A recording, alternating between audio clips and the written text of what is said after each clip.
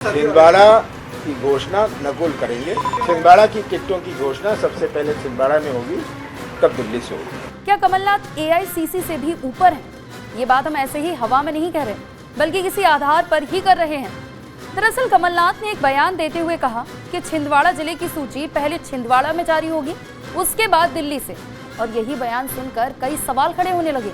दरअसल पूरा वाक्य यूं हुआ कि भोपाल के कांग्रेस कार्यालय में पीसीसी चीफ कमलनाथ से छिंदवाड़ा जिले के कई प्रत्याशियों के ऐलान के बारे में पूछा गया कि आखिर छिंदवाड़ा से सिर्फ एक ही प्रत्याशी के नाम का ऐलान क्यों किया गया, वो भी सिर्फ आपके नाम का।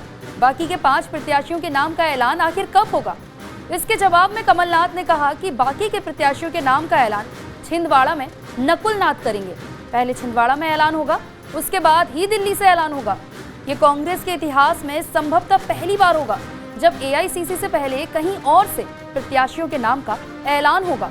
छिंदवाड़ा सर क्यों अभी होल्ड हो गया, सर अभी तक जारी नहीं हो पाई? छिंदवाड़ा की घोषणा नकुल करेंगे, जो छिंदवाड़ा में ही है वो करेंगे वहां से। मैं नहीं, छिंदवाड़ा की टिकटों की घोषणा सबसे पहले छिंदवाड़ा में होगी, तब दिल्ली से होगी। छिंदवाड़ा कमलनाथ का गढ़ है। करीब 40 साल से कमलनाथ यहाँ से सांसद हैं।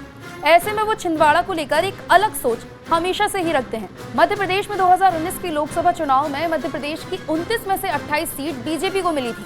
सिर्फ एक ही सीट ऐसी थी जो बीजेपी नहीं जीत पाई थी, और वो सीट थी छिंदवाड़ा।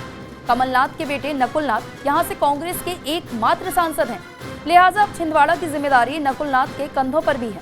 यही कारण है कि कमलनाथ अब अलग से छिंदवाड़ा की बची हुई सीट का ऐलान नकुलनाथ से करवा रहे हैं। वहीं कमलनाथ का ये बयान सुनकर हर कोई बस यही चर्चा कर रहा है कि क्या कमलनाथ का कद अखिल भारतीय राष्ट्रीय कांग्रेस से भी ऊंचा है, क्योंकि इससे पहले कांग्रेस में इस तरह की कोई परंपरा अभी तक नहीं देखी गई है।